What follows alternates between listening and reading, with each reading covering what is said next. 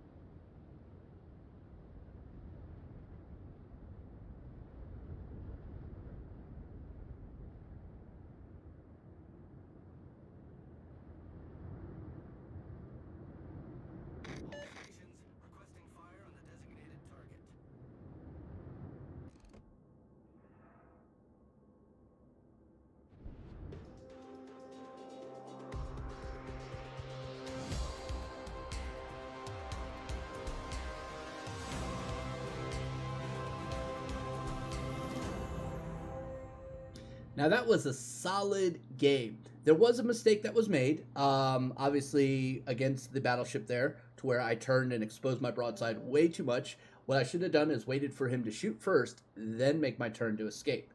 I didn't do that. That's on me. And I recognize that was a mistake. That's one thing you should really start doing when you're playing any ship, is you go back and look to see where you can improve and see where you make mistakes. Doing that will help out dramatically. Now, you don't have to local record. You can always use the replay function. If you don't know how to access that, just go get the Aslan mods and boom, there you go. Other than that, I would have to say that the Yubari is an amazing ship. And while that game was good, it was a win, I've had much higher damage results. I've had insanely good damage results, as well as unbelievable amounts of fire. As a matter of fact, let's go take a look at some of that now.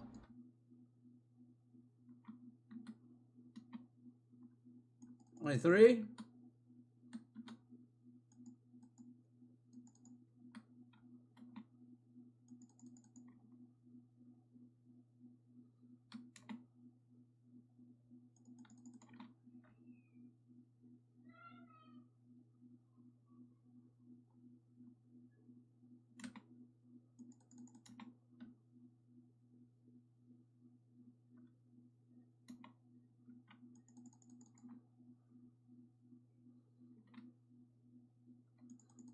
$24.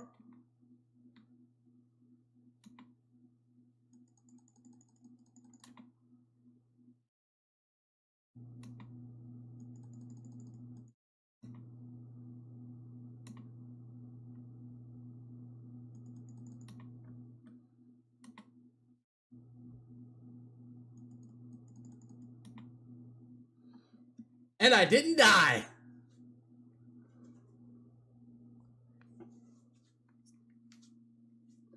Holy shit. That is some trolling right there, folks. What the hell? Oh my god.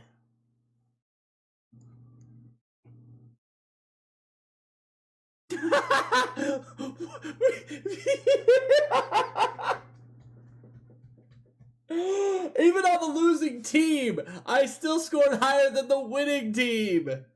That should tell you a lot right there. Oh, give me a break, Salty. I didn't hit Kraken, but shit, man. Look at that. That is some troll level fun. Yubari, great ship. Highly recommend picking up. You can get it for Cole. Oh my god. Let's look at some of these other details here. 22,000, 18,000, 13,000, 2K, 20, 19, like, Jesus. We did 118,000. That's some insane levels there, guys. Some insane levels. Anyway, I hope you guys enjoyed. If you like these videos, please like, subscribe, leave comments down below. It really does help. Also, what ship would you like to see next from the Armory? Till next time, ship saying stay safe, have fun, may orange juice bless you. I'm out.